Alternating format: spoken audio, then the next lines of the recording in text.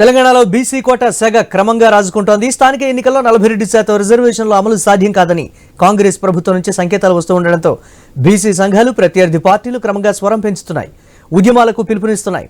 తాజా పరిణామాలతో అధికార కాంగ్రెస్ పార్టీకి బీసీ కోటా పెను సవాల్ కాబోతోంది.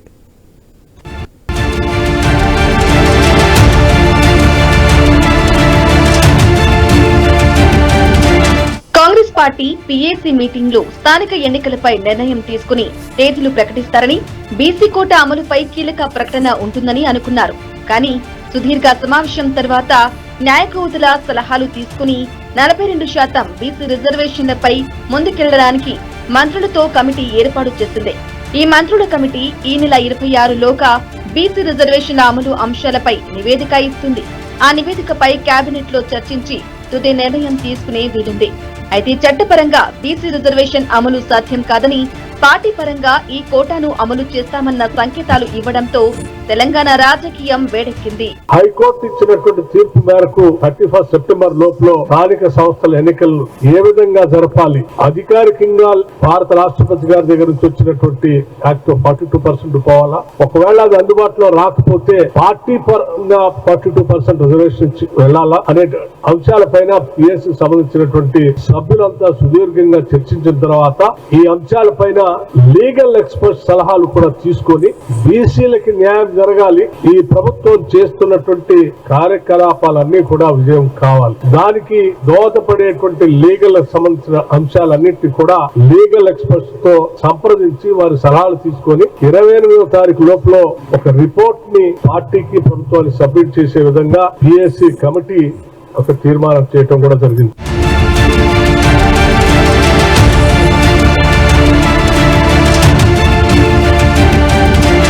ఈ అంశంపై బీసీ సంఘాలు చాలా వేగంగా స్పందించాయి. బీసీలకు చట్ట ప్రకారం 42% రిజర్వేషన్లు కల్పించాకే స్థానిక ఎన్నికలకు వెళ్లాలని బీసీ సంక్షేమ సంఘం నేత ఆర్ కృష్ణయ్య డిమాండ్ చేశారు. ఈ అంశంపై ఇందిరా పార్క్ దగ్గర సత్యాగ్రహ దీక్షకు పిలుపునిచ్చారు. రేవంత్ రెడ్డి ప్రభుత్వం కామారెడ్డి డిక్లరేషన్ లోని హామీ నెరవేర్చకపోగా అన్యాయం చేయడం ఏమిటని ఆర్ కృష్ణయ్య ప్రశ్నించారు. 18 బీసీ సంఘాలు ఇందిరా పార్క్ దగ్గర దీక్షకు తరలి రావాలన్నారు. ప్రభుత్వం ముందుగానే 29న జరిగే కేబినెట్ మంత్రివర్గం లోపల 42% మీద తప్పనిసరిగా చట్టబద్ధం చేస్తూ నిర్ణయం తీసుకోవాలి. లేకపోతే విలేజ్ మండల్ కేంద్రం పడతాయి, దీక్షలు జరుగుతాయి, బంధువులు జరుగుతాయి.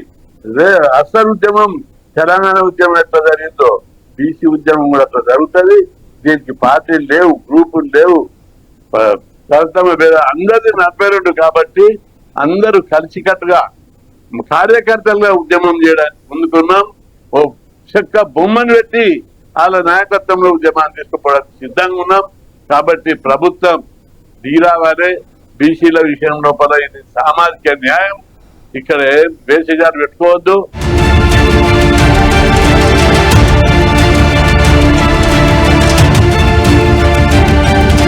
తెలంగాణలో కాంగ్రెస్ కు ఓటమి భయం పట్టుకుందని, అందుకే స్థానిక ఎన్నికలను నిర్వహించకుండా కాలయాపన చేస్తోందని విమర్శించారు BJP MP Etela Rajender.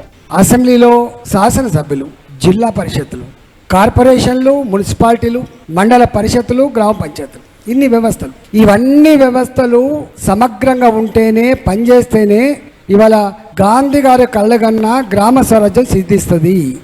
A article 73 and 74 స్థానిక సంస్థలకి అధికారులు కట్టబెట్టకుండా స్థానికంగా ఉండే గ్రామ పంచాయతీ సచివాలయాలు పనిచేయకపోతే ఇవాళ అభివృద్ధి సమగ్రంగా జరగదని చెప్పిండ్రో, ఇవాళ కాంగ్రెస్ పార్టీ గిన్ని రోజుల అధికారం వచ్చి అన్ని వ్యవస్థలు, జిల్లా పరిషత్తులు లేవు, మండల పరిషత్తులు లేవు, గ్రామ సచివాలయాలు లేవు, మున్సిపాలిటీలు లేవు, అక్కడక్కడ కార్పొరేషన్ కూడా లేని పరిస్థితులలో ఇప్పటికి కూడా ఎన్నికలు పెట్టడానికి ఎందుకు జంకుతా ఉంది అంటే ఎన్నికలు పెడితే ఓడిపోతాం, ఇది వాళ్ళ భయం.